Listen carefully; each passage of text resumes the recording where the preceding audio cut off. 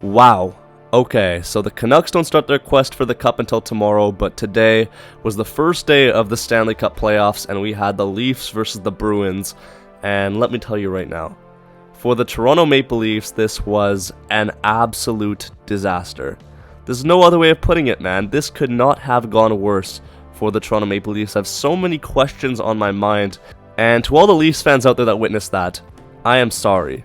If I was getting hyped up for a series and looking for a pushback, if that happened to the Vancouver Canucks, I don't know what sort of reaction I'd have, but it definitely wouldn't be appropriate for YouTube, so we're not going to go there. But yeah, this was just a bit of a tough watch, even as a neutral fan. So without further ado, let's jump straight into it and talk about what happened in this hockey game.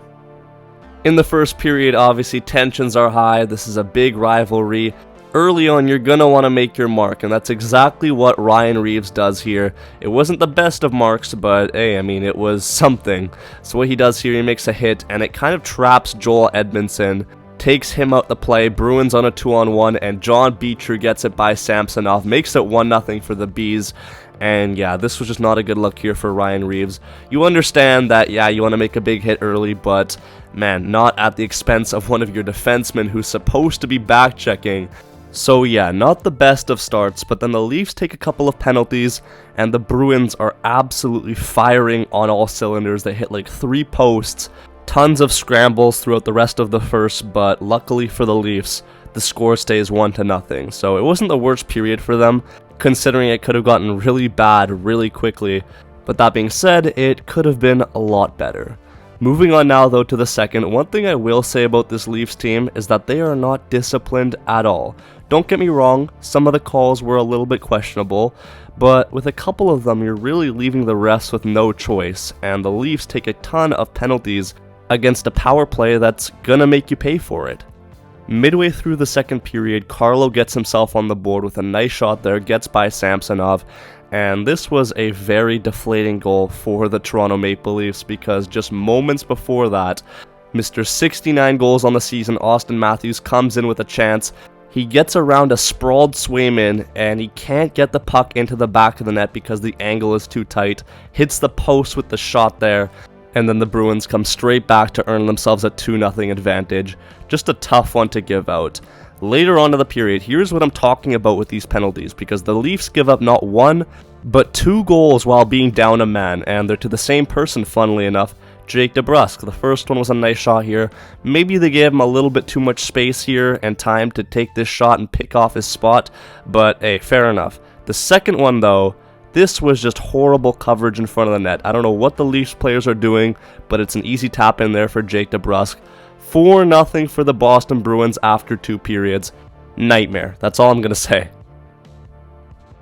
In the third period, the Leafs have themselves a little bit of momentum. It's David Kampf who gets them on the board here. And now I know it sounds like a long shot, but maybe, just maybe, the Leafs can build on this early goal in the third period and make something out of this hockey game before it's... Well, there's always game 2, I guess. But yeah, no, that's the way that the game ends. 5-1 for the Boston Bruins. It's a tough one, man. What can I say? It's going to be tough to recover from this. The Leafs have yet to beat Boston in the regular season, and they've already gotten to a pretty bad start in this one. But they need more players to buy in. There were only 2 players today on the Toronto Maple Leafs that I noticed who actually looked like they gave a little bit of a damn out there today. Those players were Auston Matthews, who had 10 shots, really unlucky to not get on the board, and the other one was Max Domi, who was just everywhere on the ice. Physical, battles, creating chances. I thought he had a good game. But other than that, man, you need more guys to be playing harder. Mitch Marner, ghost today. Sheldon Keefe, he's got to command more respect from his guys. William Nylander has to come back. He's a big loss, obviously, but we'll see what happens there.